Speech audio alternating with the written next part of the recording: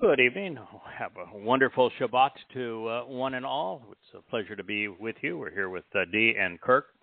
It has been a wild week again. Israel is splitting apart at the seams. I don't think that Israel will even approach a unified government again.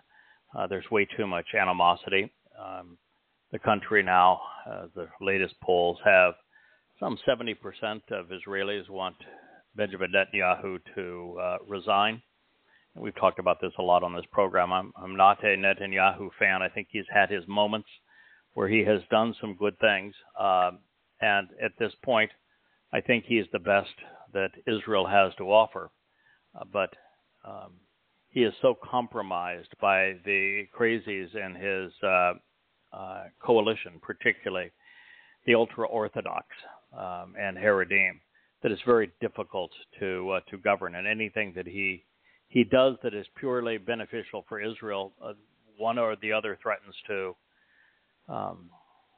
vote. To walk away from the coalition, which brings the government down.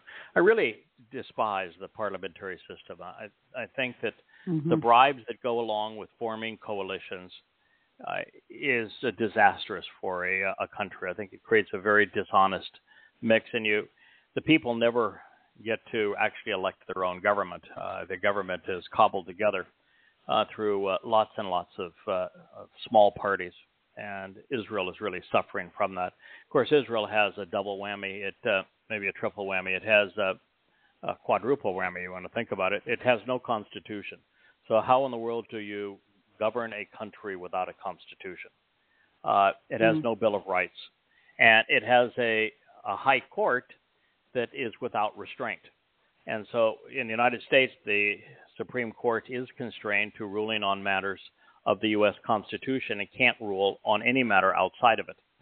And yet in Israel, they can strike down any legislation, so they become de facto dictators over the country, and none of them are elected. So they have a real problem with their high court. They have a real problem with having no constitution. They have a real problem in that about 20% of the population, the Muslims, want the country destroyed.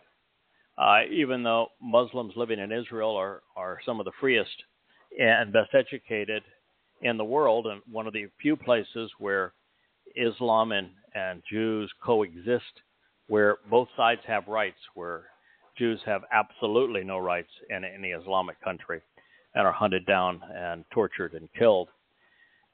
It is astonishing, though, with all of that, and then the fact that you have the nation so riddled with fundamentalist Islamic groups, whether it be Hamas carved out of one side and the PLO and Islamic Jihad carved out of the other side, and peppered all through the country are those that are devoting their lives to dying, killing Jews.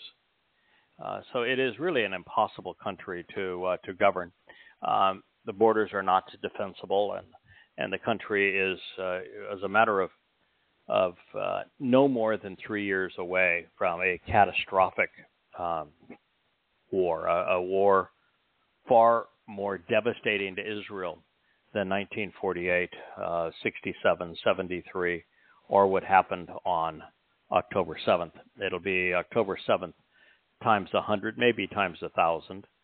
But it's a war that the IDF cannot fight. For those who have read the most recent report out of Israel, the IDF did a mea culpa on Berry, which was the deadliest place other than the rave to be when Islamic terrorists invaded. And for the most part, the IDF took 7.5 hours to respond. They flew very, very few helicopters, and the helicopters they flew didn't even know what they were doing, didn't know who the good guys were, the bad guys were totally confused. They finally brought a couple of tanks in, and when one of the two tanks ended up blowing up a home filled with Israeli hostages. It was just a travesty of errors. The first units that went in turned tail and ran. The second unit that went in turned tail and ran. This idea of risking your life to defend your country obviously did not permeate into the IDF soldiers who, at the time, on October 7th, were called into action. The government itself was completely comatose and asleep. It bothers me a great deal that Gallant and Helveki, the two most senior people over the IDF, point the finger and blame other people when there are no two people in Israel more at fault than them for the 7-hour delay for the IDF responding. And then, of course, the head of the Shin Bet and Mossad are still empowered. They don't have the decency to resign, but they did all manner of wrong, and everyone at the top of those organizations should have resigned and resigned immediately. So those are four heads that should have rolled over this, because that report is just devastating as to how poorly the IDF performed. There are new numbers out from the IDF that show that trauma for soldiers having served now 9 months, no one served 9 months, but some have served 5, 6, and 7 months in Gaza, is exceedingly high, and that the combination of casualties and psychiatric issues is about 20% of the IDF at this point, and it'll only get worse. And that is because it's just like America's invasion of Afghanistan and Iraq. Not that what happened there obviously pales in comparison to what the Islamic terrorists did in Israel. And America was not fighting for its survival. Israel is. So to be fair here, but when you're sent on a mission where the people you are told to protect want to kill you, the trauma of that is impossible to bear. That's why there was such a high percentage of PTSD among American servicemen that fought in Afghanistan and Iraq, is they were told that they were providing liberty and freedom for people who wanted to kill them. And the same thing is true in Gaza. There are no innocent civilians in Gaza. Everybody with half a brain knows there are no innocent civilians in Gaza. And you know, when the United Nations is part of the terror organization, right? Yesterday they found yet another Hamas headquarters within a United Nations university. They had classrooms set up to make bombs. They had intersecting tunnels. They had planning headquarters, weapon stashes everywhere. And this is in a UN building that makes them complicit in terror. You know, it's a situation the world has never witnessed before. And the rage over anti-Israel rage is so great that Israel is sacrificing the blood of its, and the minds, the souls of its sons and daughters in a winless war, while the world turns against them and rages against them. It's exactly what we said was going to happen on October 7th and 8th, when I wrote the open letter to Israel and subsequently published it inside of the Yada Yahowah site, and then did a number of radio programs on it. It is precisely what we said was going to happen, and it has happened. Israel has made one mistake after another. Now, that's not to say that I'm anti-Israel. I've risked my life and will continue to risk my life on behalf of Israel. I just want for Israel better leadership, an awareness of how many things that they are doing wrong and the consequence of those things. In fact, my life is devoted to awakening Israel to the identity of their God and the identity of their Messiah. The Son of God and Messiah is Dowd. He is the King of Israel. He is the one who fulfilled Pesach and Matzah, leading to Bekurim. He is our Savior, and He is our Shepherd. and there's not one Israeli in a million that knows this. And until there is an acceptance of Yahowah by name, an understanding of the conditions and the benefits of the covenant, an acceptance of the 7 Moed Mikre and what each represent, and when they were and will be fulfilled and by whom, there really is no hope for the country. And our mission is to change that.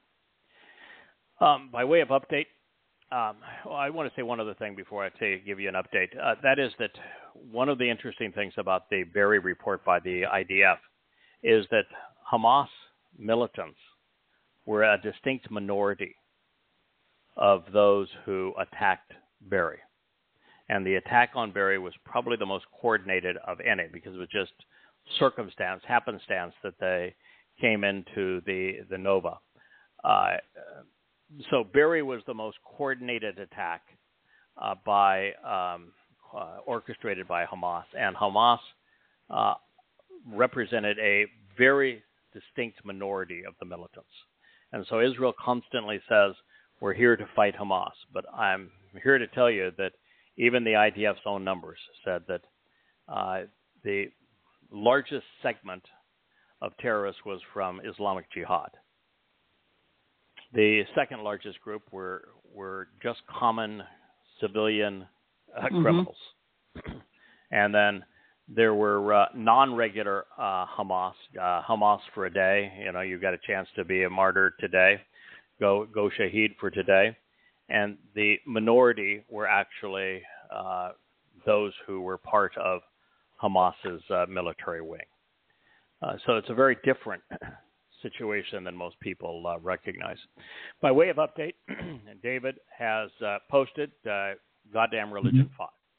So all 5 volumes now are up on the site. It is a real sense of completion for me. I spent 8 months of my life devoted to that, 12, 13, 14 hours a day, 6 and 7 days a week to getting that done. It's my gift to Israel. I am looking forward to doing a number of things with it. We'll find a replacement printer for the morons at Amazon.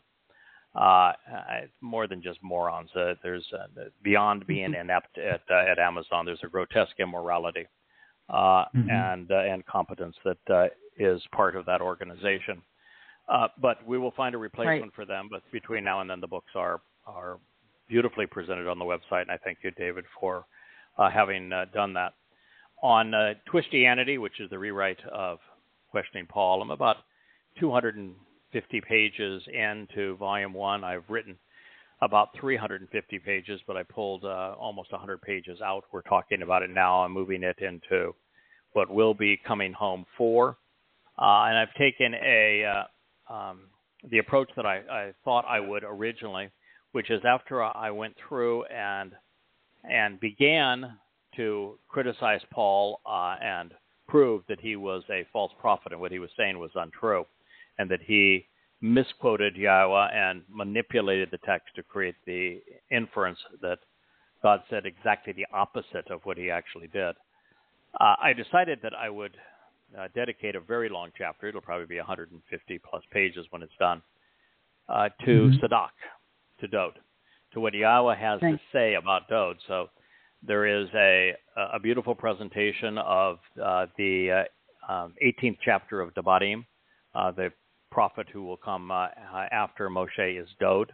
And then that text does a really nice job of explaining why he has to come, because God's people and humankind had become disgustingly religious. So it condemns religion and politics, presents Dowd as the answer to that, and then goes in to explain how we can tell what is true and what is false. You know, I've had people get upset with me because I have condemned the first half of Daniel and completely condemned the book of Ezekiel, but it's not hard to do. God gave us a very clear-cut tool to use to determine who was speaking for him and who was not. And since I trust Yahowah, I use that tool, and it's easy to determine what he did not inspire. It's a shame that rabbis have not been able to use it. But then from there, I go into the 89th Mizmowr, and by the time you're like 15 verses into the 89th Psalm, you have proven conclusively that Dowd is the Messiah. He is the Son of God. He is the chosen one. He is the Zeroah sacrificial lamb. He is God's chosen implement to save humankind, starting with the covenant family. So there is just no question that Dowd is it. There's no one else that is spoken of in this way, and God goes all the way to say that Dowd becomes essentially equivalent to God. That's how the psalm ends, but there's even a statement in the early part of it that Yahweh says that I enabled him in such a way that he became compatible with me and my likeness. So, the Dowd who's going to be king is going to be an exceedingly extraordinary individual. And before we freak out and say, wait a minute, it's one thing to work for and report to a brother who is the best of us, who is elevated to king for the purpose of really acknowledging his great sacrifice on behalf of the family. It's another thing to be working for someone who is equivalent to God, because that's you'd think that would be intimidating, but and not to fret. What God does for Dowd, through Dowd, he does for the rest of us, which means that just as Dowd is going to be very comparable, exceedingly comparable, in many ways equal and like God, so will we. That's the whole purpose of him elevating us from 3 dimensions to 7 dimensions, enlightening us, enriching us, empowering us. So we will be also exceedingly more capable than we are at this point. The other just item of the news is it's just really a comedy, a great tragedy, I guess, to watch the implosion of Joe Biden. It is something that I talked about at length on this program 5 years ago, that I thought it was a great injustice and disservice for his handlers, including his wife, to allow him to run for president of the United States when it was obvious that he had a very severe mental deficiency. It's not a crime to have a mental deficiency, but it is a crime to empower someone, enable someone to run for president of the United States with a mental deficiency. The couple of events just today, after calling himself the first female black vice president, he introduced at the NATO summit, he introduced Zelensky as President Putin. Wow. It's just, and I listened to his whole speech. He's slurring all of his words, and then he introduces Zelensky as President Putin. He tried to recover from that horrific debate non-performance where he really needed a nap by doing a Stephanopoulos interview, and then they catch Stephanopoulos 2 days later on the street, and they ask him, what did you think? And he says, I can't even imagine that guy performing as president for another term. Wow. And Stephanopoulos is, a flag-waving liberal. And then they tried to set up a new radio conglomerate, a syndicate, to interview him to showcase the bright and articulate Joe Biden. And so they didn't want to interview him live because that's too risky. It's the weekend at Bernie's after all. So they wanted to do a pre-recorded interview. They did, and the White House had the audacity to say, we want to edit the interview. We want you to take this 1 to 2 minute segment out. We want you to take this segment out. We want you to change this. They wanted them the right to edit the interview and take out where he stumbled. Wow, that's so deceptive. And the syndicate did, and then the owner of the syndicate, after saying, wait a minute, how can you call yourself a news organization and do this? He came out and wrote a whole long open letter and say, here's what actually happened. This is what he said. This is what the administration asked us to take out. You imagine you have an administration of the President of the United States asking the media to change something the president said in an interview. It's like Kennedy saying, it's ask not what you can do. No, I don't want to say it like that. Can we edit that, please? Can you roll the teleprompter back? The Gettysburg Address, 4-score, and well, that was a 3-score, or how many? How long is the score really? What was the score of that game? I am your first black female vice president. Okay. No, it's just so sad. And who are they going to run? I mean, Kamala Harris is got to be the least qualified vice president in history, and that's saying something because we had Dan Quayle, and then they're talking about Newsom from California, but can you imagine how fun it would be to run against Newsom? All you'd have to do is run commercials showing California. This is the street in downtown Los Angeles. This is one in San Francisco. Do you want America like this? Is this the America that you are voting for? If so, he's your guy.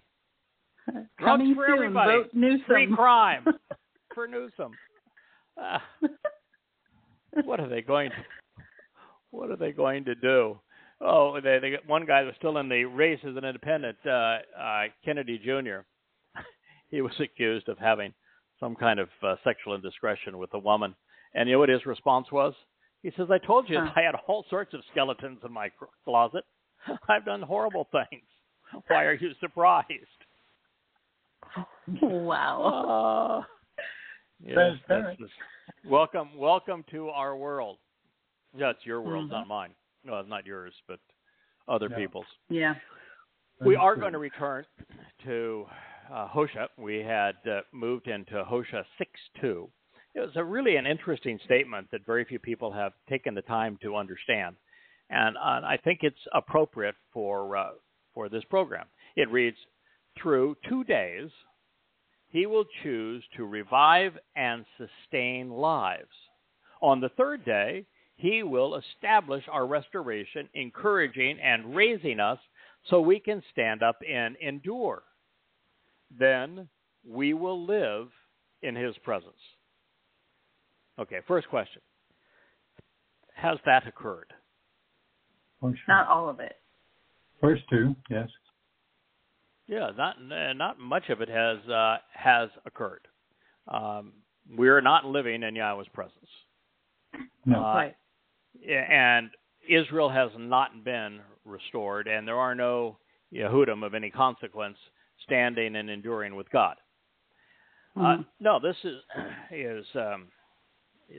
future, right. And the timing is really interesting. So there really are some different ways to interpret the timing of this statement. The most direct is to see it within the scope of what is being presented in Yirma'yah 31. That's the prophecy that in a previous program we considered.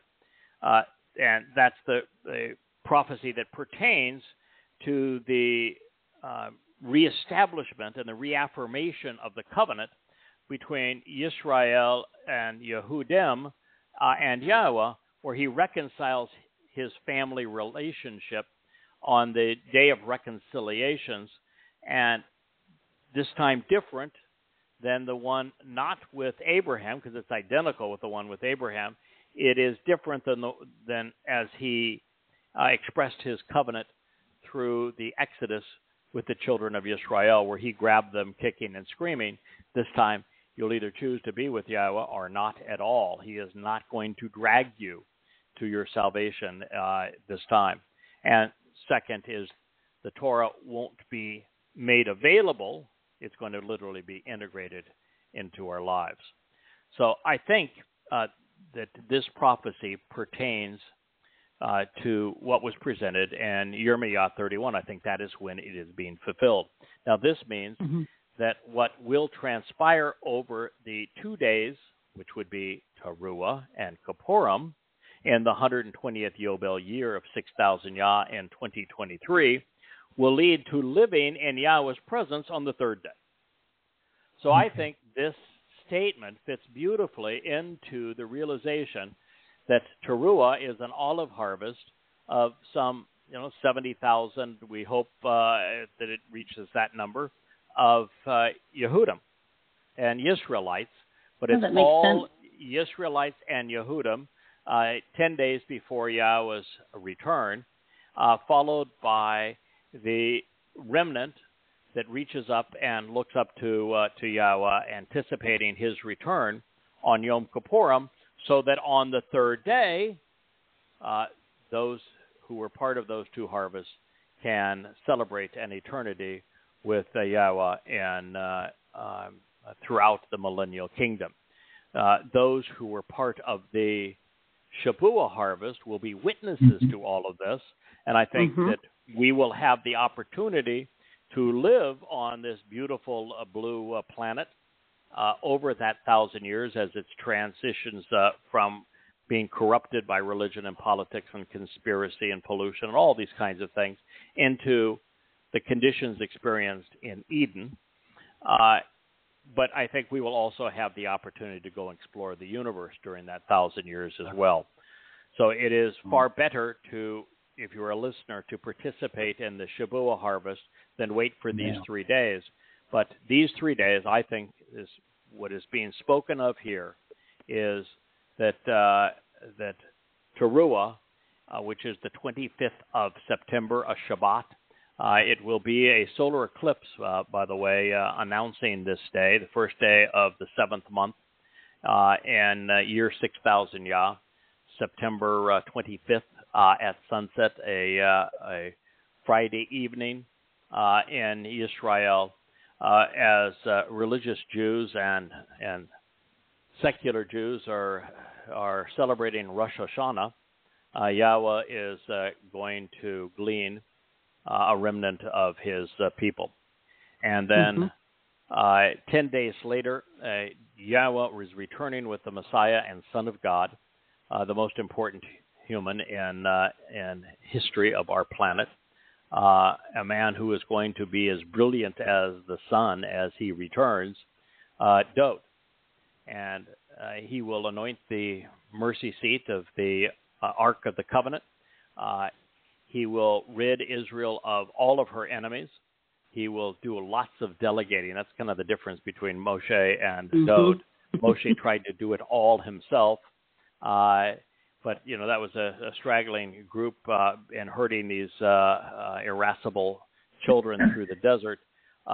Dowd was a delegator. He had staff to do things and generals who'd help him fight his battles. I think Dowd will continue to be a delegator. Yahweh is a delegator, which you wouldn't think that God himself would delegate, but he does. He likes to work through people, and he delegates responsibilities that he expects us to do, and he helps. He's an engaged delegator, and I think Dowd will be to a large degree as well. But it is that period that I think is being spoken of here. So this means that what will transpire over the 2 days of Taruw'ah and Kipurym in the 120th Yobel year of 6,000 Yah, which is in 2033, will lead to living in Yahweh's presence on the third day and Sukkah. Now, and that will be for 1,000 years. Considering that the subject is the revival and the preservation of our lives, leading to a time when we are established and restored in our relationship with God, such that we can stand in Yahweh's presence. I think this is the most obvious answer to a statement, I think, that has caused many to scratch their heads over the years. So while our lives are extended during Pesach, They are restored during Matzah, so that on Kipurym we become part of Yahweh's covenant family. Since he is addressing actually living in Yahweh's presence, our Father's presence, it has to be speaking of how the Taruw'ah olive harvest of Yehudim on September 25th, 2033, will prepare the way for Yahowah and Dowd's arrival on Yom Kipurym, leading to camping out together on Sukkah. It is then that they will engage to free the earth of those who no longer belong, all while reconciling the final remnant of Jews back into the covenant. However, the earth will be in the throes of death, and evil will be exploding as never before. The prophets say there never has been or ever will be a time like this again, which means that it's October 7th times 100, perhaps 1,000. Right. There will be a lot to eliminate, be a lot to terraform before the planet is restored to the Eden-like conditions that we will enjoy when living in Yahweh's presence. And that begins on the third day, Sukkah, camping out. So that would have the first three Moed Mikre all fulfilled in year 4000 Yah, and the final three Moed Mikre, invitations to be called out and meet with God, fulfilled in year 6000, with Shabuw'ah being the one outlier in the middle, and it then being fulfilled 7 years before Yahweh's return, which would put it in the 22nd of May, another Shabat, in the year 2026, with this horrendous war that will break out within Israel occurring just 13 months after that date. The message Very of nicely Taruw'ah. Explained. Thank you. Well, we've been working on this a great deal, and I had occasion in the 5th volume of Goddamn Religion to share a timeline with Israel. I wrote Goddamn Religion on behalf of Israel to try to save God's people from their most aggressive threat, which is Islam, which has been at war with them for the last 1,400 years. And so there's a very long chapter in it that called The Voice, which is designed to call Israel home by walking them through what to expect over this next 9 to 10 years. That then was part of the first volume of Twistianity as I was writing it, and then I realized that this was branching out into so many interesting places that I could no longer contain it, and it just didn't belong in a book devoted to destroying the credibility of the Christian religion. And so I've moved it out, and it will be a part of the beginning of what will be Coming Home, Volume 4, which we'll work on shortly. All the while, I am adding another 100-plus pages to Twistianity, as I shared, that is focused on Dowd, on who he is, what his role has been, what his role will be, what Yahweh has to say about him, because there is no Jesus. There never was a Jesus. There isn't even a Hosea. Such an individual never existed. It was Dowd who fulfilled these events, and Jesus is a function of replacement theology. A myth has replaced the most important individual in human history. So as we constantly do these things, and we try to do what I think is the biggest challenge that there is to Yahweh's testimony, it is work to correctly translate his message both accurately and completely, and to do so over a great swath of prophetic testimony. It's another thing to understand how the pieces fit together, because no one prophet provides the entire picture. And so you have to piece the picture together to develop an understanding of what's going to occur moving forward. And as we do that, that's I think the biggest challenge is to come up with conclusions deduced from the evidence that fit everything God had to say. Right. And I've been doing this now for 23 years, and we're still learning. So it is the ultimate challenge, I think, and this particular passage is now presented as God intended. So the message of Taruw'ah, which is an olive harvest, I'm expecting that Taruw'ah is something that I will have the opportunity to share responsibility for. One of the things that is quite striking as we look at these two harvests, really a harvest, a gleaning, and a family reunion would probably be the best way to describe this. That Shabuw'ah is the bountiful harvest of prominent and mature grain representing both Yisraelites and Goyim. And then Taruw'ah, which is all Yisraelites and Yehudim, a much smaller number of people and very late into the process. And then the final remnant of Yisra'el reaching up and welcoming Yahowah and Dowd back home on Kipurym. As we look through those and we assess what is our role, I think that I finally embraced what it means to be the third Zeroah as it relates to particularly to Shabuw'ah, and what it means to be the Choter as it relates to Taruw'ah.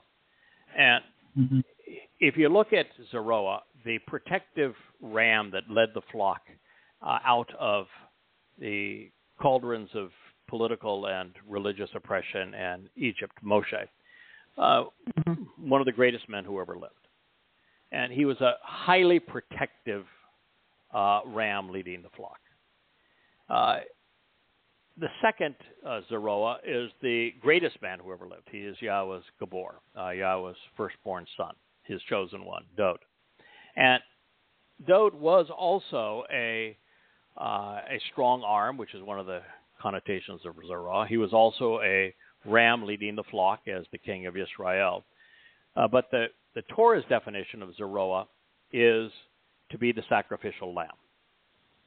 And so Dowd is the sacrificial lamb. His corporeal body that was reconstituted for this purpose became the sacrifice on Pesach in year 4000, 33 CE. And then his nefesh soul carried our guilt into Sheol to deposit it there. Makes him the epitome of what it is to be a Zeroah. But there's a third Zeroah. And that fellow just happens to be Yada. And he gets addressed quite often, and there are places where this Zeroah is Dowd's Zeroah. It's actually framed as he's Dowd's Zeroah. So what does that mean, and how can somebody who is so inferior to Moshe and Dowd be considered with the same title? And for that, we look at the verbal root of Zeroah. You guys know what the verbal root of Zeroah is? Recognize? Oh, you got me. Yeah, it's a far cry from arm. It's a far cry from ram. It is a million miles from sacrificial lamb. It's Zerah. And Zerah means I did know that. Seeds, I've read it. sow seeds that take root and grow. So what is the third Zeroah's job? It is to sow the seeds that become the harvest.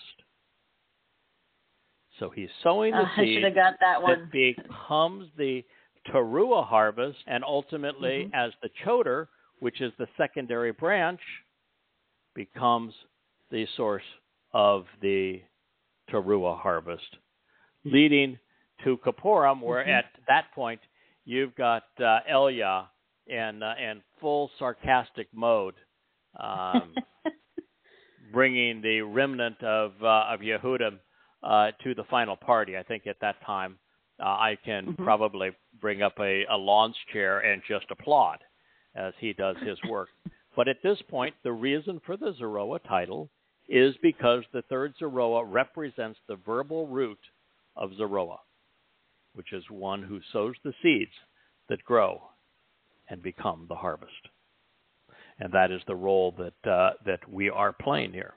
And the interesting thing, too, is that Dowd doesn't appear to have nearly as much to do with the Shabuw'ah harvest as he does with the Taruw'ah harvest, where the Taruw'ah harvest is really all about him. Because Taruw'ah means to shout out a message of warning and a message of great joy. The great joy is that Dowd's returning. The warning is, if you're religious and political, you're in serious trouble. I've always viewed my whole life, because I was called to do this mission almost 23 years ago on Taruw'ah, that is our mission. But as a Zeroah, our mission is even more to prepare the seeds that take root and grow for Shabuw'ah. And the reason that Dowd is not an integral part of Shabuw'ah is he's already done everything he needed to do. Shabuw'ah really is the fruit of Pesach, Matzah, and Bikurim. Yep. And so we're taking what Dowd has done. We're taking what Yahweh has said about Dowd.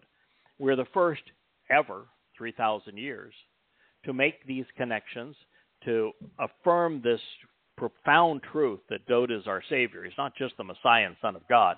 He's not just the returning king. He's not just the great prophet. He's not just Yahweh's chosen one, the branch. He is, quite literally, our Savior. He is the one who fulfilled Pesach and Matzah leading to Bikurim. He's done that work. It's our job to sow the seeds of this profound truth so that both loaves of bread, Goyim and Yehudim, can know the truth, accept it, and benefit from it. So as we return back to focused on Dowd, we find Taruw'ah leading to and announcing Kipurym, which leads to Sukkah, just as Pesach opens the door for the perfection of Matzah, and that leads to Bikurim, firstborn children. Now, there is another way, and it's fair to say, to appreciate the merit of these 3 days. 2,000 years transpired from year 2000 Yah to the time which was the time the covenant was confirmed with Abraham and Ishak on Mount Moriah, to year 4,000 Yah, which is 2 symbolic days, when the benefits were provided with Dowd's fulfillment of Chag Matzah, enabling us to participate in the benefit of the covenant. Under this scenario, the third day is symbolic of the millennial celebration of the Shabat of Sukkah in year 6,000 Yah to 7,000 Yah, while Passover and unyeasted bread leading to Bikurim remain an essential part of the way home and to living with God. Nary one in a million Jews has capitalized on this offer. In fact, up to the time we began Yada Yahowah, it might have been correctly stated that none answered the call. And all of this, the entire purpose of Hosea, indeed, of Yirma'yah, of Yasha'yah, of Zechariah, Yow'el, is to make Yahweh's people aware of their opportunity to reconcile their relationship so that they can be part of the covenant family. Everything is pointing to this moment when, after Yahweh returns for his family, we enjoy our return to Eden. So it's reassuring to see Yahweh affirming what I have deduced and shared, because we know our God is investing the time and effort for us to be able to learn who he is, what he is offering, and what he expects in return so we can share it correctly. And in this case, at this time and for this purpose, he is quite literally directing his people to Yada Yahowah. We want to know. We desire information so that we are aware. We want to be perceptive, discerning, and discriminating. We choose to invest considerable time and effort to pursue Yada Yahowah, knowing Yahowah.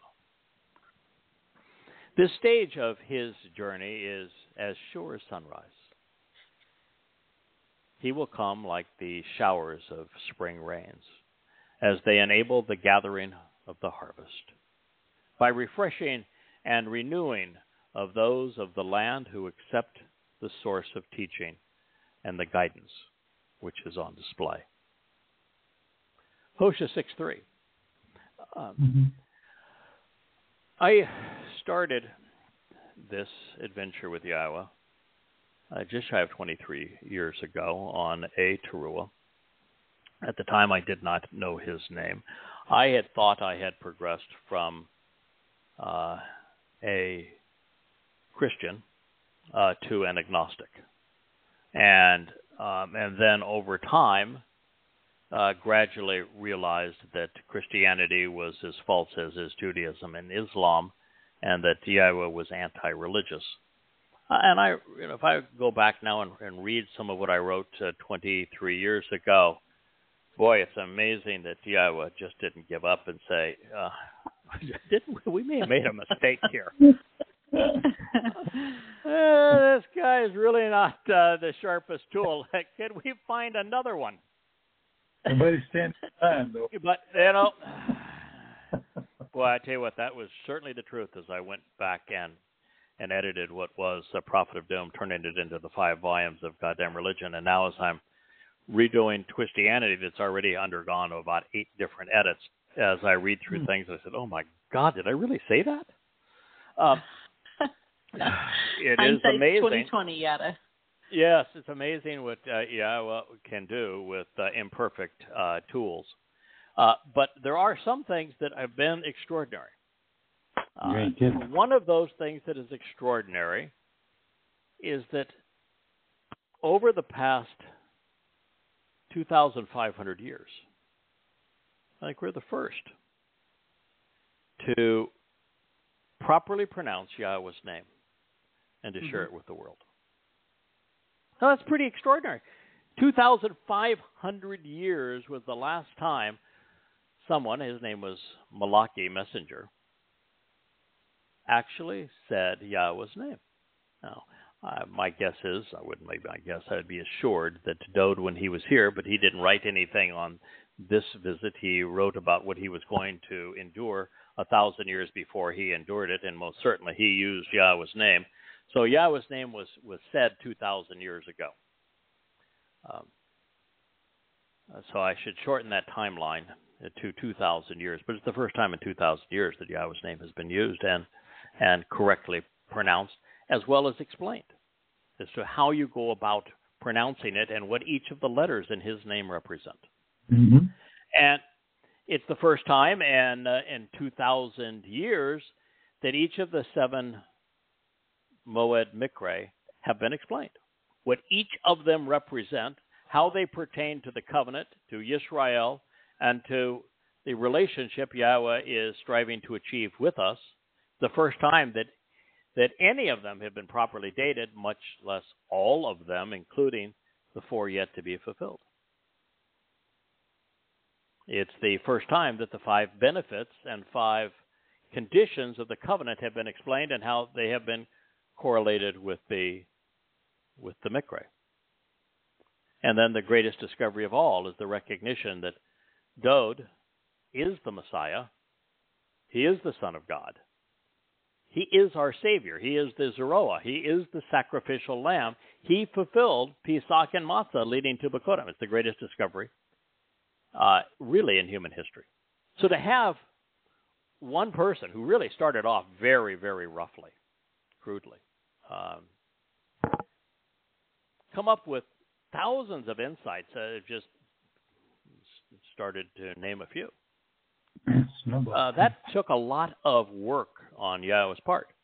He had to, well, he did something that has only been done once in history. He offered all 7 spirits of Yah to make this possible. And so this is a very big deal to Yahowah. And there are places that we have been right from day one, and other places we have developed a refinement of what we can say for certain. And one of the places that where we began is Yada Yahowah. To know Yahowah, I chose the name du plume of Yada because I liked being anonymous. That was always my preference. It is not Yahowah's preference. Yahowah picks people to work through, and he is very vocal about who he picks. And so he picked Yada. And so who would have thought that guy that was so ill-informed some 23 years ago would have picked that name? And then he would name the entire family of books, this radio program, and everything we do in terms of our outreach, Yada Yahowah. And here we find it written just that way in Hosea, speaking specifically of this time, of our mission and what we are doing to enable Yisra'el and Yehudim to be able to stand with God, restored in that relationship. Yada Yahowah. It's right there. That's an extraordinary affirmation.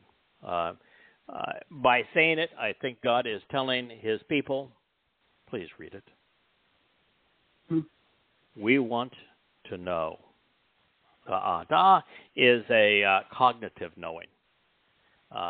Information is processed.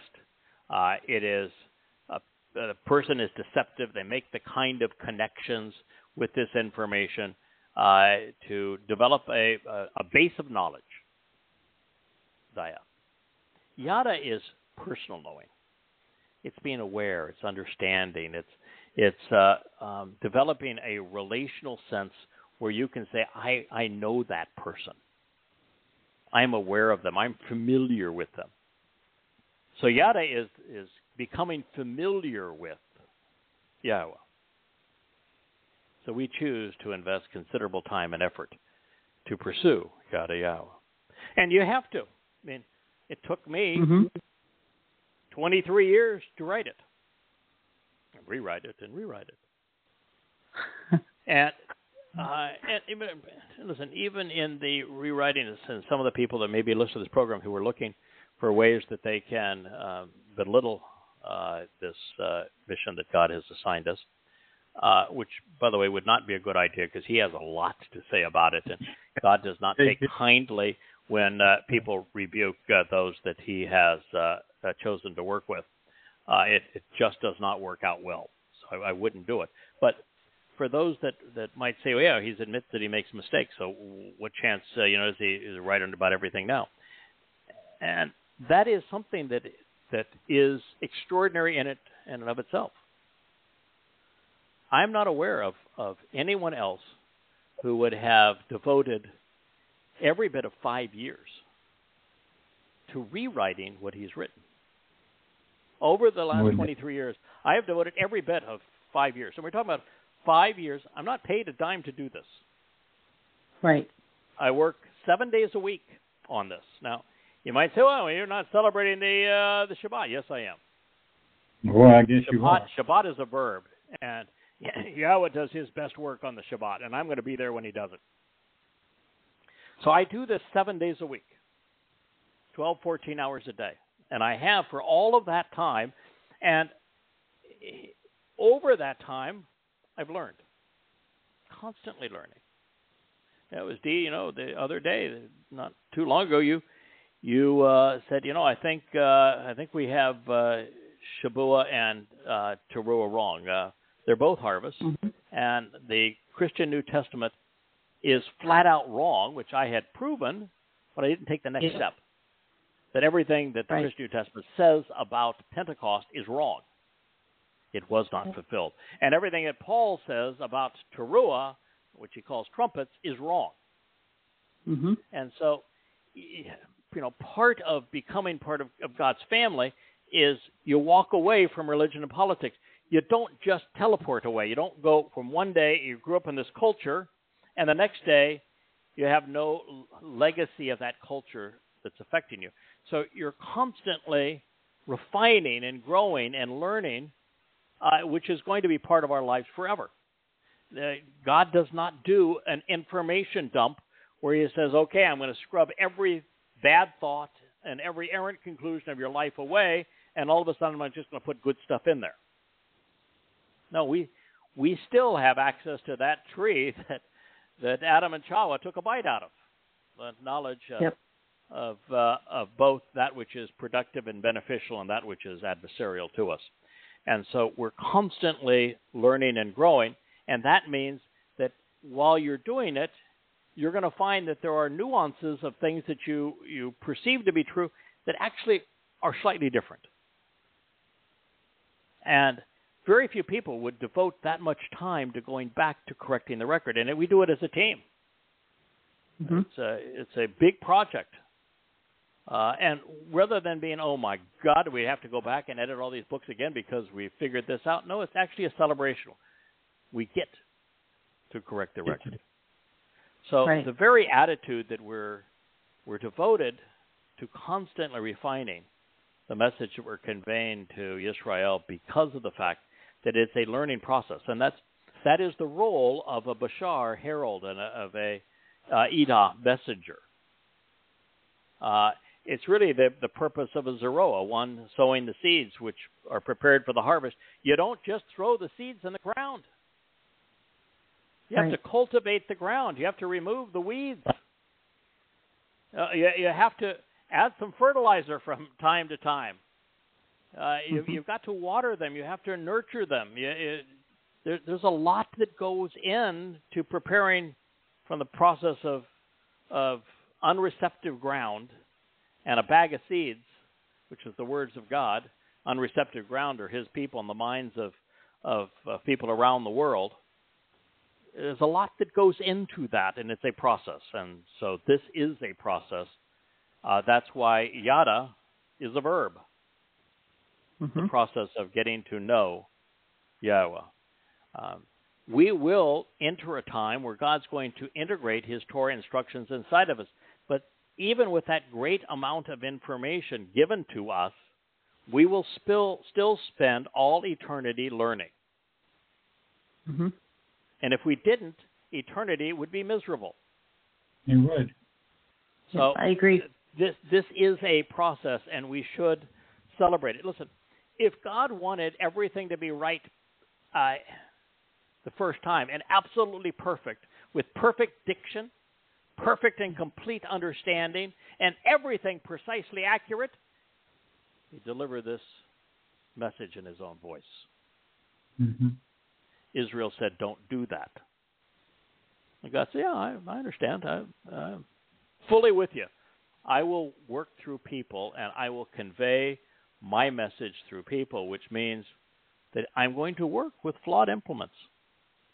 But those flawed implements can be extraordinary. Look how extraordinary Moshe was, how extraordinary Dowd was, how extraordinary Hosea and Yahowah.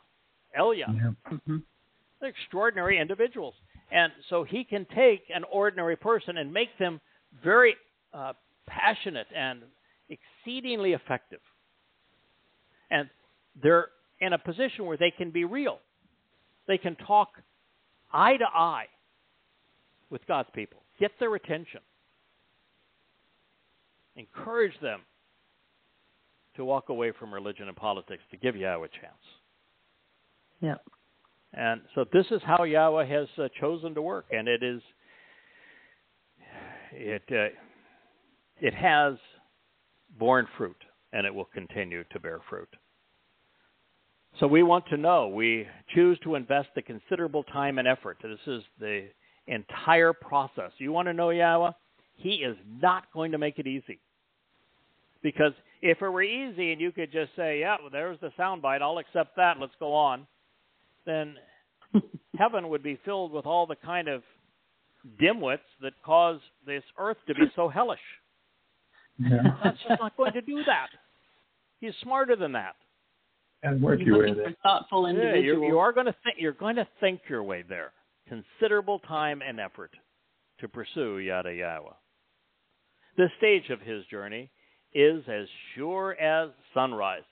What he's saying is, I am, this is God speaking, so confident that the plan that I have chosen to execute through the covenant family and that Yada fella is going to prevail because I'm going to give them everything they need, and they're not going to shirk their responsibility. They are going to be devoted to this cause, and together, collaboratively, we're going to get it done.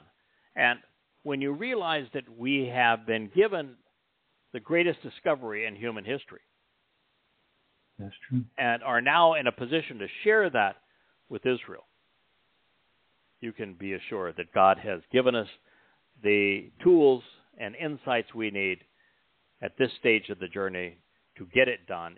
Our success, measured by what Yahowah is seeking to achieve, is as sure as sunrise. He will come like the showers of spring rains, because you have to water those seeds before you can gather them for the harvest, by refreshing and renewing those of the land who accepted the source of teaching and guidance which is on display. It's Yara Eretz, by making the land receptive to the Torah's instructions. Yara is the basis of Torah. It's the verb that underlies Torah. It means source of guidance and teaching, instructions and directions. And Eretz is the land of Yisra'el. So as I said, my conclusion that the 2 days that leads to a third is Taruw'ah and Kipurym that lead to Sukkah. This stage of the journey, we are focused now in this prophetic review on the land of Yisra'el, refreshing and renewing the people of Yisra'el for the Taruw'ah harvest, and for that, which is really a gleaning, and then ultimately for the family reunion on the Day of Reconciliations, October 2nd, 6:22 p.m. sunrise or sunset in Jerusalem on October 2nd, 2033. Now, the journey home is all that should matter now. We have less than 10 years left. Let's focus on the journey home. There is so much separating God from his people and so little time left to bridge that gap. And since Yahowah isn't the one who is going to change, the onus is on his people. And that means, to a large degree, the onus is on us. God has tasked us with the responsibility, but also has empowered us to achieve success, to awaken his people, and to call them home. And he revealed to us and to them where to look and how to navigate this divide. And now you and we are privy to both. Well, he is addressing Yahowah in this prophecy, as we have shared so many times, because it is so important to appreciate God never works alone. So he, in this case, also includes Dowd by association and those serving him, Moshe, Yada, and Eliah, particularly at this time, all of whom will be united in purpose and directed by our King.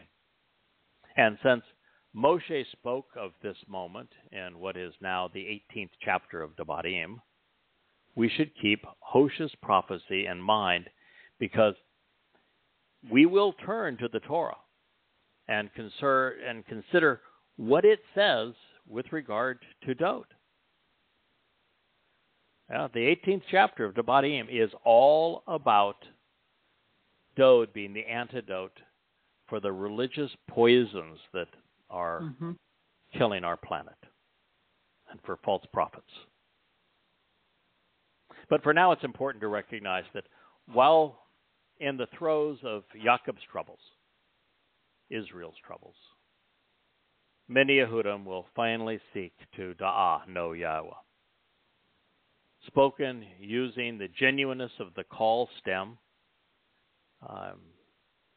directing our attention to the consistency of the imperfect conjugation, and the volitional nature of the cohortative mood. Yisraelites will want to be persistently perceptive and genuinely discriminating as they process the information that God has provided for them to consider. And some might say, I just read the Torah, myself. I read the Masoretic text and read it in Hebrew. Goody for you. But you know how much they altered? How much is changed? Are you prepared to strip away the diacritical markings and go back and look at the meaning of each word based upon the letters that comprise that word without the diacritical markings? Yes, Are you willing to go to the Dead Sea Scrolls and find every place that the Masoretic text changed the message? Are you willing to consider the full import of each word as that word was defined when it was used, so that you have a complete picture of what God was saying? Are you then willing to tie what God said in the Torah with what he said throughout his prophets together, so that you have a comprehensive picture? Now, if you are, great. I don't think you have the time to do it. I will admit that I've had some other issues come up along the way, like Yahowah asked me to expose and condemn Islam, because without that, Israel doesn't survive. He asked me to expose and condemn Christianity, and written 5 volumes for one, 4 for the other. And Christianity is essential because Christianity is actually the reason for Rabbinic Judaism. Rabbinic Judaism is a response to the popularity of Christianity, and both had a false Messiah. And it's, unless you understand the replacement theology of Christianity and how Yahweh's Torah and prophets were manipulated, create this myth of a Jesus, and who that myth was covering up, it's very difficult to put everything together to understand what Yahweh was actually offering. So, yes, I do have 9 books that I have rewritten many times beyond just the message that Yahweh is sharing with us. But it's also important to have done what we did in Babel, to eliminate the book of Ezekiel, because if you don't eliminate the book of Ezekiel, you will draw all sorts of wrong conclusions of what's going to happen between now and the end. Correct. Absolutely. And it's important to come to know who is Gabriel, because Gabriel is not an angel. And then once you know who he is, and then what he said to Daniel, who was not a prophet, but Gabriel is the Gabor of El. And Yahweh was very clear to tell us in the 89th Mizmowr who the Gabor is: Dowd, God's most competent and courageous man. When you realize who was the speaker and what subject he was covering, then all of a sudden all the pieces fit together. So, yes, you can do this. And if you were to devote all of your time over the next 10 years, you might be able to get half of what we already have done. Read it. Maybe. So, there is a reason that Yahweh says, I want you to read Yada Yahowah. Yeah. And it's written in the language that the overwhelming preponderance of Jews speak. Now, it's not true of the Haredim, but God's not interested in them at all, so we don't have any problem there. And it isn't a bowl of honey. God is exceedingly unhappy with the propensity of his people to be religious, and we pull no punches. And the same thing is true with their propensity to be political. And so we lay it on the line. We're not here to draw people in with a bowl of honey. We're here to tell them the truth because there's not enough time left for anything else. Mm-hmm. Now, since the object of our pursuit is found in the vocabulary that leads to understanding of our God, I'm reminded that our journey began with the commitment to go where his words lead. Yes. And we have followed them to Yahweh in full recognition that the path would be rigorous and it would be unpopular because it flows against religious edicts. But in the end, those who invest the time and the energy will all come to Yada Yahowah. And once you know Yahweh, you can't help it. You'll fall in love with him. Mm-hmm. It was an interesting read today as I was doing another translation of the 89th Mizmowr, which to my mind is the most important piece of literature that exists in the world. And in it, Yahweh twice calls Dowd his chosen one. But then when we correct the text of the 89th Mizmowr for the Dead Sea Scrolls, we find that Yahweh did all of these things through his chosen one, Dowd, on behalf of his chosen ones. And so there are many that Yahweh has chosen to be part of his family. And this is one of the great misunderstandings and the differences between the covenant relationship that Yahweh intends and religion. In religion, you're either compelled to convert or you're cajoled into a confession of faith. Everything is on the person. God's position is never even asked, never considered. In fact, you don't even need to know God to become part of their religion. With Yahweh, it's quite different. See, Yahweh didn't just give us free will, he has free will. And they're called his chosen ones because he chose them. Yahweh will introduce himself to those who have done the following.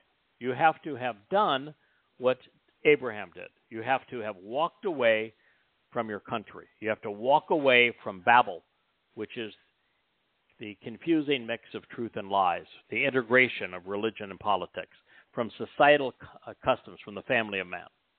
If you have done those things, and you are receptive to listening to God, not praying to him, listening to him, then Yahweh will introduce himself. And from that point, it's all on you.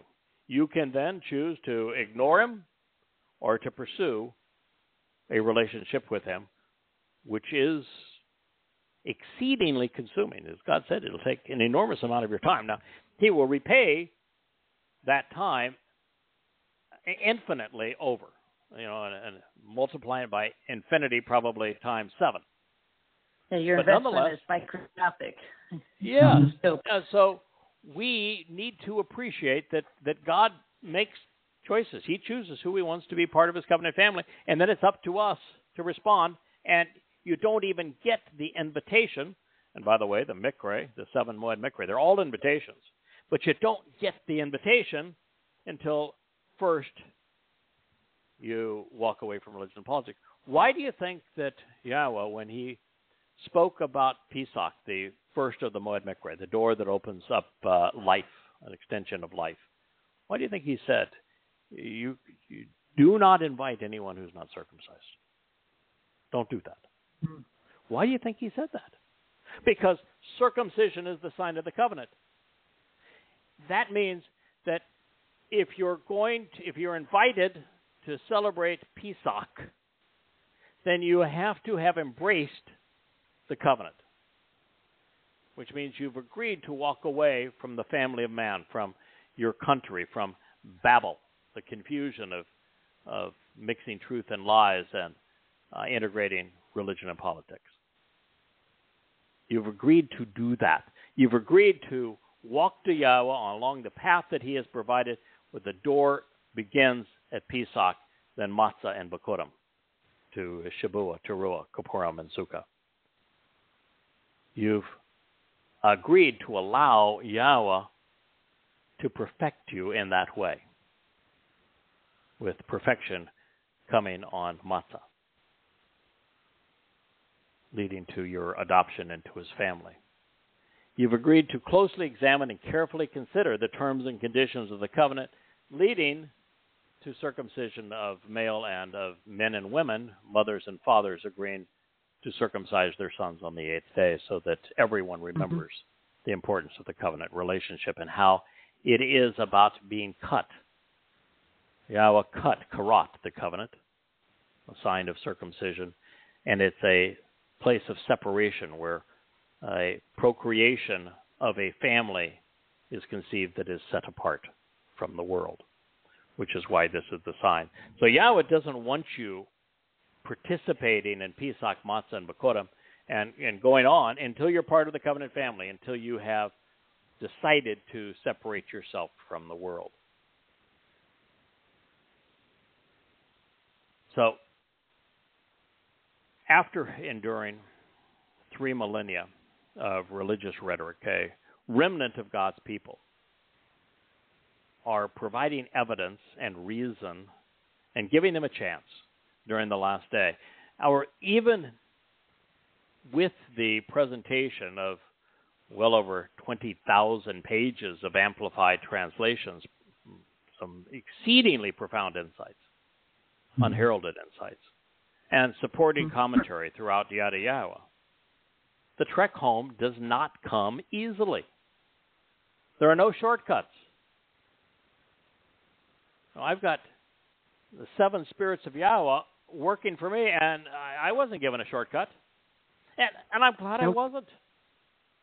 You don't.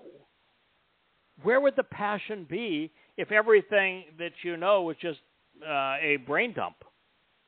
There's something very special about knowing, and this is something God wants to get across. Everything that I have come to know, sure, he's enabled it. But everything that I have come to know, I came to know in this way, by closely examining and carefully considering Yahweh's testimony. It was all there. Everything we needed to know about Dowd, for example, and his role as the sacrificial lamb of Pesach and serving to separate our guilt on Matzah was all there. It's been there for 3,000 years. And I was able to find it by studying what Yahweh said with an open mind, which means every Jew could have done the same thing. And Yahweh wants his people to know that it was there all along. And sometimes you wonder when you read the 89th Mizmowr, as open as God was about, he's my son, he's the Messiah, he's my chosen one, he's the Zeroah as the sacrificial lamb. We're doing all of this together. And the result is your vindication, your salvation, your reconciliation and the relationship. How is it possible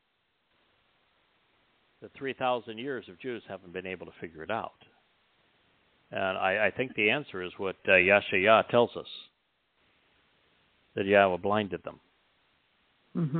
Yeah. And then you would say, well, why would Yahweh blind his people to the truth? Because when Yahweh was communicating directly with them, they were still irascible, complainers, and religious. When he established them in Yisra'el, they established religions. And can you imagine how much worse Judaism would be if they actually knew God's name? They would poison it. Yeah. What if they actually understood the covenant and they applied all their religious laws to it? It'd be far worse. Yeah. What if they actually understood the Mikra? The job would be infinitely harder to call them home. What if they recognized Dowd?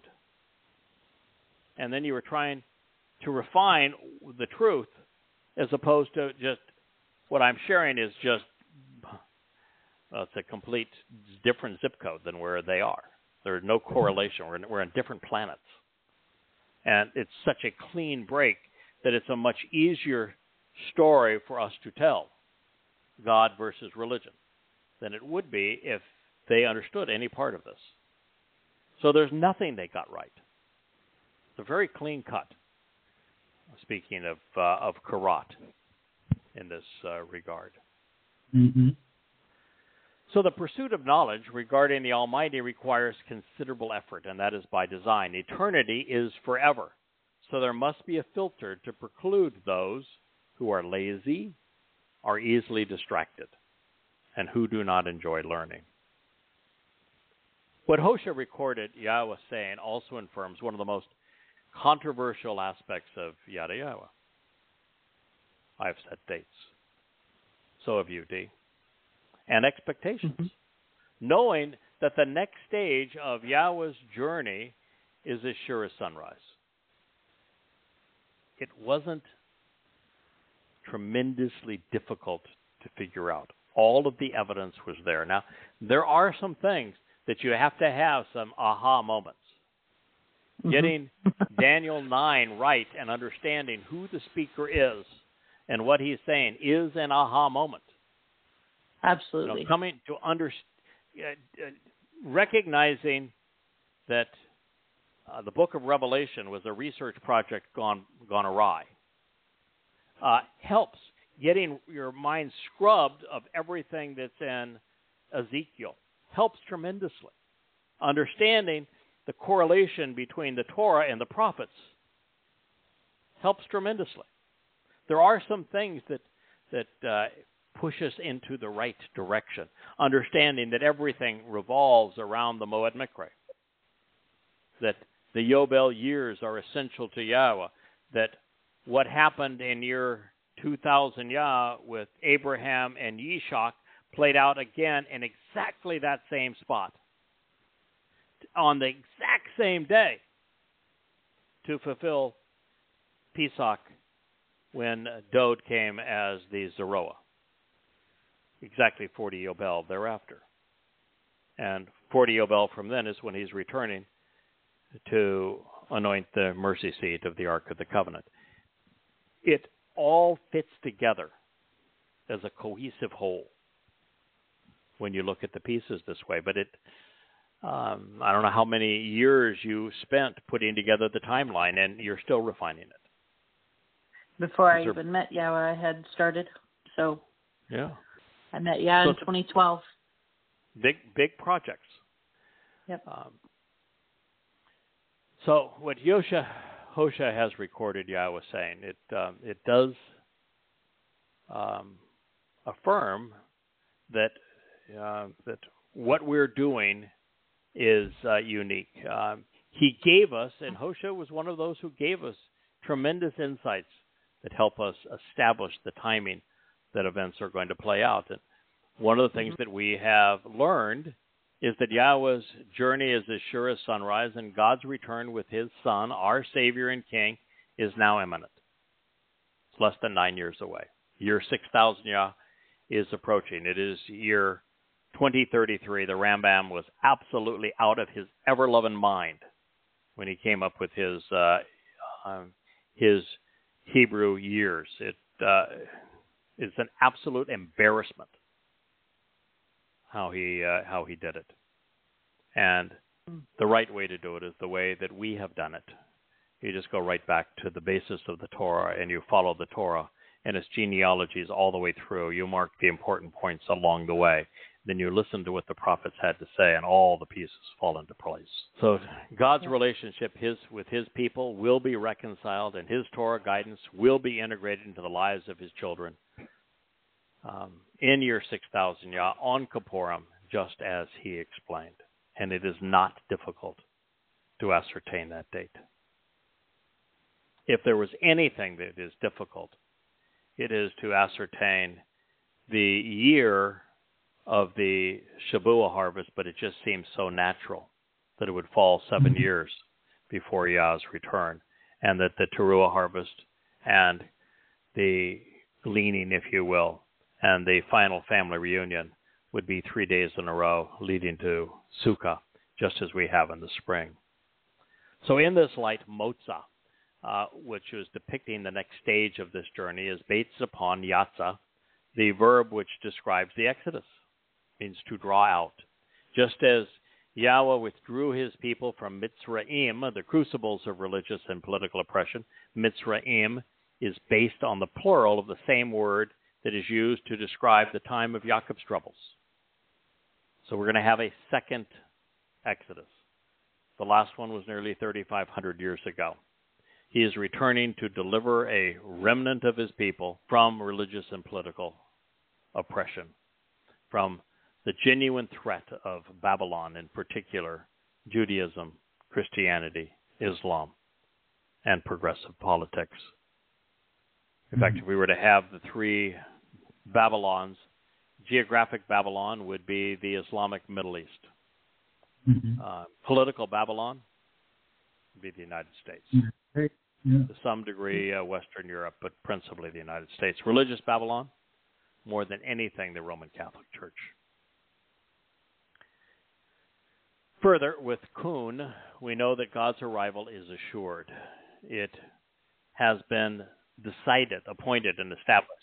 As surely as the sun rises in the east, Yahweh will return with the Messiah on Yom Kipurym in year 6000 Yada will all lead to the dawning of a new day, the opportunity to return to the garden, come Sukkah, beginning on the Shabat of October 7th, 2033, of which there will be a lunar eclipse. There will be a marvelous harvest of reconciled Yehudim on Taruw'ah, occurring on a Friday at sunset, September 23rd, 2033, as the dying planet is poised to be bathed in life-giving rains. Beginning 10 days thereafter, beginning on Kipurym, the earth will be restored to the conditions experienced in Gan Eden, Yara refreshed, replete with the ultimate source of guidance and teaching on display. We know this because Yara is the verb Yahweh selected to describe the very purpose of his Torah, to be a source of guidance and teaching. Now, the rain that Hosea is predicting was explained in a book that and I've been guilty of this, and I'm really trying to correct that. A book that is so often overlooked, but is just so powerful for this moment in time. Yow'el, Joel. Yep. It means Yah is God. As this statement suggests, it will come in two waves, one to redeem and the other to reconcile. And yet, there is more to learn about this day when Yisra'el will finally seek to know Yahweh, Yada Yahowah, than just the restoring showers that will fall upon the land in anticipation of the final harvest. So let's consider what the prophet Yow'el, Yah is God, had to say. Yow'el 1:1. The word of Yahweh, the word of Yahweh. How often have you heard a rabbi say the word of Yahweh? No. No. No. Have you ever had a Christian say, a priest or the Pope say, The word of Yahweh? Nope. No. No. We say it because Yahweh said it. The prophet said it because his son said it. It's the debar, the word, the message, the communication, the speech of Yahweh. Yahweh is God's one and only name. Until you know his name, you do not know him. The first giant stride to knowing God is knowing and using and understanding Yahowah. The word of Yahowah, to show the path to the benefits of the relationship. Asher. Asher is one of the most powerful of all Hebrew words. It is a verb, it is a noun, it is a proper noun, it is a preposition. It is the workhorse, really, of the Hebrew language. It speaks of a relationship between things. It speaks of walking a correct path to get the most enjoyment and benefit out of life. So the word of Yahowah, to show the way to the benefits of the relationship, came to exist. Haya. That's the very basis of Yahweh's name. Yahweh's name is based on the verb Haya. I don't say this because I think it is true. I say this because God said it was true. For Yow'el, Yahweh is God, son of Patuth-el, open to God. You want to be part of Yahweh's family. Well, the very first thing you have to do is be open to him. So this is the word of Yahowah to show the path to the benefits of the relationship as it came to exist, Haya, for Yow'el, Yahweh is God, son of open to God. That's Great a man who was open to God, was so unique among Yehudim that he was one of the last three voices, the final three prophets, joining Zechariah and Malachi, circa 500 BCE. He had a great deal to say about Israel's return at this time and addressing those who were open to God. He encouraged all of those to choose of your own volition to listen to this. Leaders of the community, especially those who are prominent and mature, hear and respond of your own accord. Everyone living in and inhabiting the land and earth.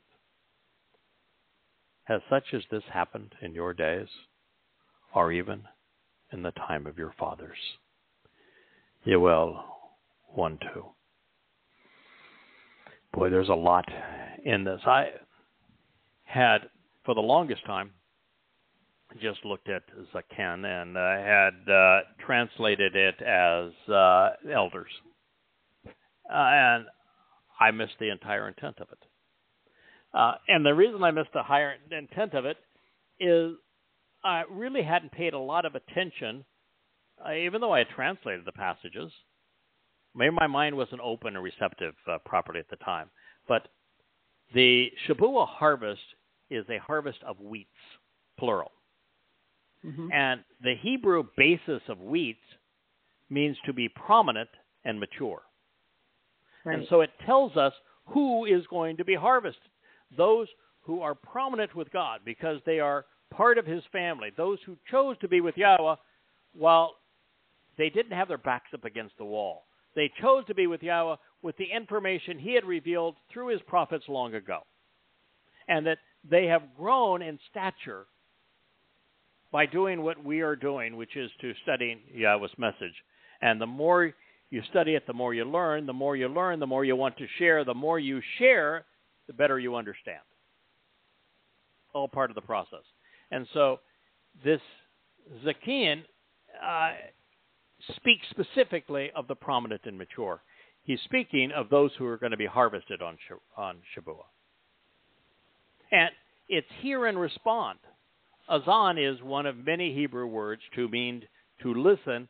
The uniqueness of Azan, which is based on the Hebrew word for ear, is to not just hear what is being said, but to respond. Because at this point, you don't have a lot of time. And he's speaking now to everyone living in the Eretz, which could be the land or the earth or both. But the focus is soon to be the land, while the focus now is the earth. And he's saying, asking the question, but it's a rhetorical question that the answer is obvious. Has anything like this ever happened before? Throughout all time? No. Never. And there are now two aspects of this that are unique. there has never been prior a Choter, Nachri, Bashar, Ada, Zerah sowing these seeds that prepare God's people for the harvest. There has been no one in the history of God's people who has ever come out and said, Dowd volunteered to be the Passover lamb and then to serve on matzah by having his soul take our guilt into Sheol. Never. No one throughout all of that time has ever said, these are the dates these things happened, and this is what is going to be accomplished on each of them, and this is the reason why. So that's part of what has never happened before. There has never been a Yada Yahowah before. But by the same token, we are watching the world turn against Israel. You know, October 7th ignited a terrible anti-Semitic storm, understanding that it didn't just begin there. It was there. It just brought it out. And it is a raging inferno that is infecting the world. They're getting more and more vocal. They're calling for the elimination of Israel, which is akin to saying death to the Jews. Mm-hmm. As Muhammad said, kill every Jew. This is what we face, and it has never been the case before. Even during the Holocaust, as we moved in Europe through anti-Semitic Europe, and it was all Europe, not just Germany, that turned against Jews and that foisted pogroms on them and the Holocaust on them. When we look at that, it was a group of nations and a group of people within those nations, but guided and led at that time, unleashed, if you will, by one party and one nation. This animosity now towards Israel, this rage against Israel, is worldwide, and it is very broad-based, with some 2 billion Muslims and another billion moronic progressives. And then you even have some right-wing conspiratorial wackos that are have been anti-Israel for a long time. Collectively, it's probably 4 billion people, including lots of Christians who are still blaming Jews for killing their God, not knowing that their dead God on a stick was nothing but a myth. So we are in uncharted waters as it relates to Israel. It's going to be exceedingly difficult to be a Jew. That's why Yada Yahowah exists at this time. It is your safety net. It is your safe harbor. It is your opportunity to survive this onslaught. And so there has never been a time like this. And part of the reason is that heretofore, the opportunity, the period of time that you had as anyone in the world, but particularly a Israelite, to get to know Yahweh and make the right call was thousands of years. And now you have less than a decade. Time is coming to a close.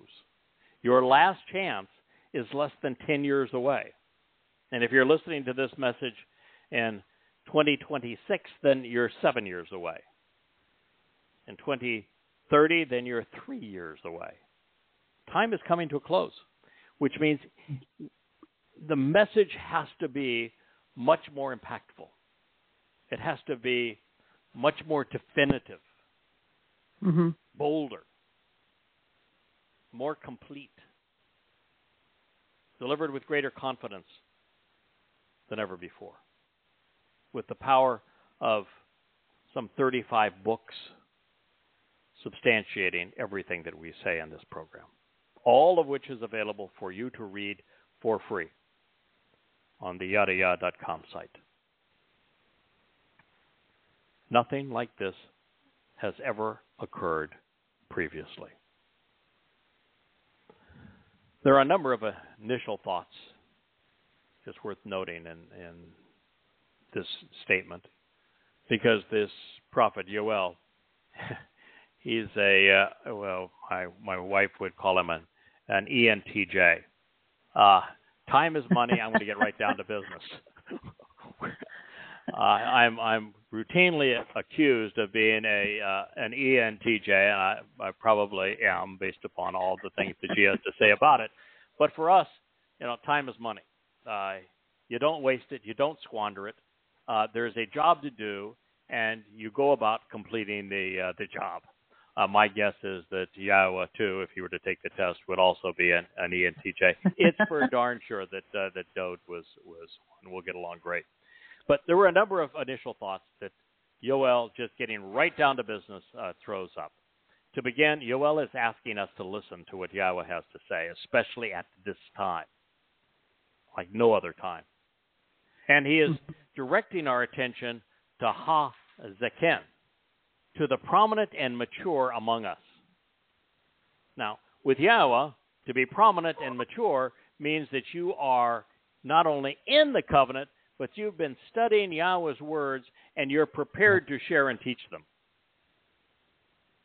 And this is because, as we will learn as we reach Yow'el 2:19 in this review, the grain represented by the chitahym-wheats gathered during the fulfillment of Shabuw'ah are prominent and mature individuals from Yahowah's perspective.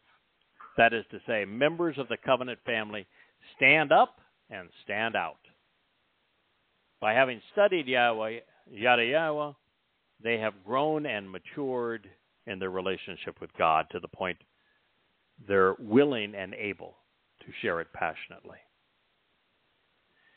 Yow'el is quick to point out that listening and learning matter when we respond appropriately. And in keeping with the theme of the Taruw'ah Harvest, his message is for Kol Yashab Ha'eretz, everyone inhabiting the land and the earth today. Yow'el insists that he really wants you to know that he is not just offering good news, but there's a prophetic warning here. He's revealing that we're about to enter a period that has never occurred before. And again, there just isn't the bad news of the onslaught of how COVID changed the world forever in 2020, depriving people instantly of free will and their livelihoods, and putting governments in complete control over people's lives, and people willing to sacrifice their freedoms and their livelihoods based upon a virus that turned out to be no more deadly than the flu. Changed things forever.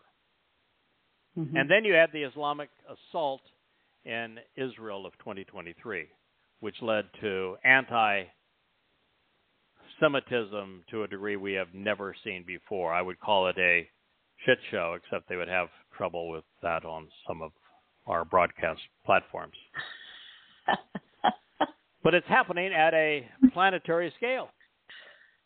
Actually, Yahowah has no problem with that term. He refers to both animal and human excrement quite regularly to explain what he thinks of the religious, and particularly when the religious are praying to him. Says you think you have rubbish all over your faces.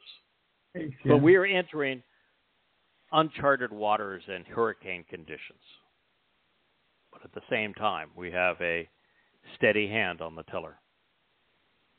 We have access to the truth about Father and Son. Now, this forecast of a turbulent future is underscored by the rhetorical question, has such as this happened in your days or even in the time of your fathers? This is significant because no ethnicity in human history has been treated worse than Jews. Mm-hmm. He's not saying this is worse than the enslavement in Mitzrayim in Egypt. This is worse than the Assyrian assault where they put rings through your noses had you march naked through the desert and turned you into slaves. It's worse than the Babylonian captivity. It's worse than the great assault of the Greeks. It's worse than the unimaginable horror of millions of Jews dying under the invasions of the Romans, 3 of them. It's worse than the great torment of when the first Muslims came raging across out of Arabia and into the Promised Land and slaughtered a third of the planet. It's worse than what the Ottoman Empire did in Israel. Worse than the Crusaders by a long shot. It is worse than the anti-Semitic European experience after the diaspora, leading to pogroms and the Holocaust. Hard to imagine, but in our time, worse than the Holocaust. And that means that Israel as a nation is going to be so attacked that it will be like Jews during the Holocaust, where there was no place to go. No one welcomed them. No one wanted them. And that's what Jews living outside of America don't seem to grasp, is that without Israel, they're right back into the fix that they were in during the Holocaust, where they were rounded up and exterminated because there was no place to go. Now there is. Right. That's why Yah was calling his people home. Don't sacrifice your country. And so this is the last hurrah. And also it's the final herald. It's our one last remaining opportunity. Regarding its approach, Yow'el says, recount it accurately to your children. Let your children tell their children, and their children to the last generation, so they do not get left behind. You don't want to be left behind this time. There's only 2 outcomes: the extermination of your soul or its incarceration. Both of those are, well, one's unfortunate, the other's horrific. Yep. And so those are the only 2 options left, other than to choose Yahowah. And unfortunately, very few will choose him, but enough will to satisfy our God. So it bears repeating, to the last generation, so that they do not get left behind. There will not be many more tomorrows. You have very little time to get this right. And far too many remain inebriated.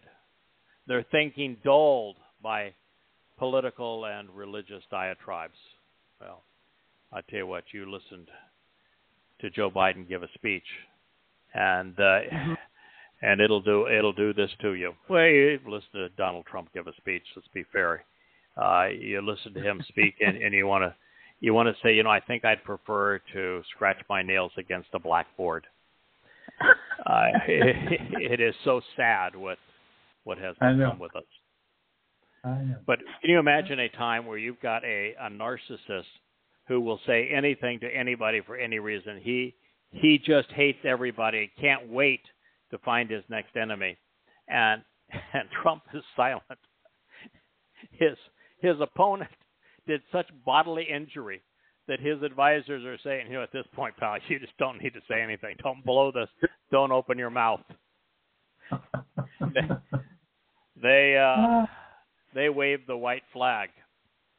It's like Weekend at Bernie's. Awaken and choose to take action, you who are intoxicated.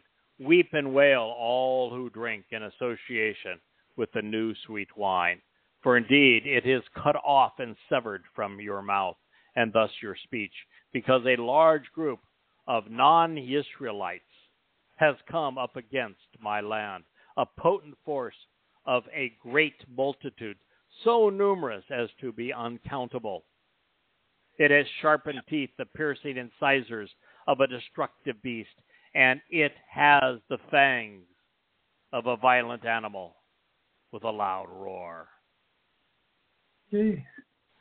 Yow'el witnessed the thousandfold continuation of October 23rd, 2023. It's going to happen in 2027, I think, in June, actually, of 2027 is when I think this is going to occur. The animals are Muslims. Right. They will be screaming Allahu Akbar, which means that Allah is greater than Yahowah, which is pretty tall carton since Allah is a snake. And it will be exceedingly traumatic. Weep and wail. It'll be intoxicating because this force that's going to be raised against Israel is more numerous than can be counted. You know, this October 23rd, as horrific as it was, and it was horrific, worst treatment of any people by a group of savages in modern history. Yeah. There were only 3,000 to 3,500 of them. That's a minuscule number this time. There'll be closer to 350,000 of them. Could even be more. And this is a war that the IDF cannot protect Israel. The Iron Dome is going to be rendered obsolete. They're going to be 100 times the bombardments. There's not enough interceptors. Israel's cities will be ablaze.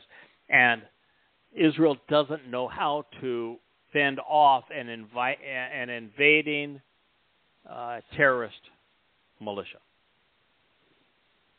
Israel's gotten quite good at fighting. You want to fight fighter to fighter? You want to fight tank to tank? Israel will whip your behind. Mm-hmm. But if you want to fight jihadist against the IDF, Israel is absolutely terrible at it. And this time there won't be 3,000 of them. There will be 300,000 of them at the very least. Just think of the savagery that will be perpetrated at that time. So when I say that, and I did predict October 7th, 2023, a year before it occurred. I wrote about it in Yada Yahowah, spoke about it on this program, and how it would happen under the cover of bombardments and how jihadists would take outlying communities and take hostages, and that the IDF would be ill-prepared to defend Israel as a result of that strategy.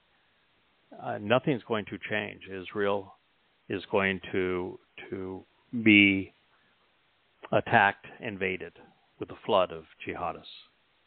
That's why I took the time to rewrite Goddamn Religion. Prophet of Doom, Becoming Goddamn Religion is 5 volumes. It's essential that Israel know its enemy. It's Islam. And there's 2 billion Muslims, and they hate God's people. Mm-hmm. They began perpetrating genocide against Jews, and they are committed to it to this day. They have sharpened teeth. They're piercing incisors of a destructive beast. It has fangs of a violent animal with a loud roar. It's a great multitude, too numerous, so as to be uncountable. While horrific and inexcusable, the Islamic savagery displayed on, before, and after October 7th, 2023 has been all too common in the annals of history, because the Egyptians, Philistines, Assyrians, Babylonians, the Greeks, Romans, Roman Catholics, and the first Muslims, the Ottomans, the Europeans, the Nazis, and present-day Muslims have been inhumanly brutal. Therefore, the great multitude lashing out and piercing Israel represents an attack vastly more debilitating and horrifying, with 100 times, perhaps 1,000 times more armed belligerents and aerial bombardments.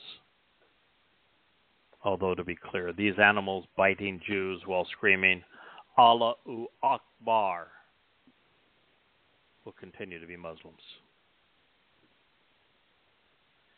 Yahowah equates Geffen, vines, with the beast, with the best of Israel. The beast are the Muslims. The vines are the best of Israel. Growing out of the garden he and his son planted along the slopes of Zion. Similarly, the Ta'nenah fig is symbolic of Israel's health and ability to produce good fruit. Both are in for a beating.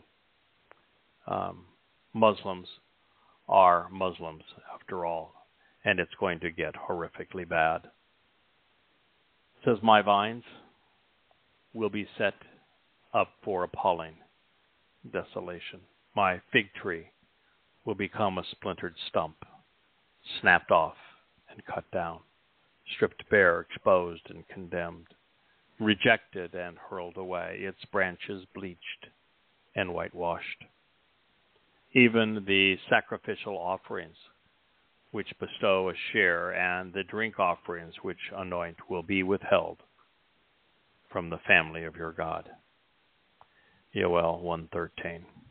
We are within a minute or two of this program ending this evening. We can't go beyond the 2 hours that are ultimately allotted to us. Mm-hmm. And I'm not sure it's a good idea either. It's just too much information for people to process. So we will return to this statement this time next week with Yahowah forecasting through the prophet Yow'el that Israel is going to be devastated. It's not just the kibbutzim where the vines will be defoliated. The fig tree representing Israel itself will be splintered, the stump snapped off and cut down. Yahowah will spare a remnant of his people. There will be a Taruw'ah harvest, sure as sunrise. And there will be a family reunion on Kipurym. But a lot of Jews are going to die between now and then. And the planet is going to be engulfed in horrible war. So it is important that you know who Yahowah is and how you can avoid it, because it is not Yahowah who is doing any of these things. He is the one who will eventually stop it. It's man creating hell for his fellow man.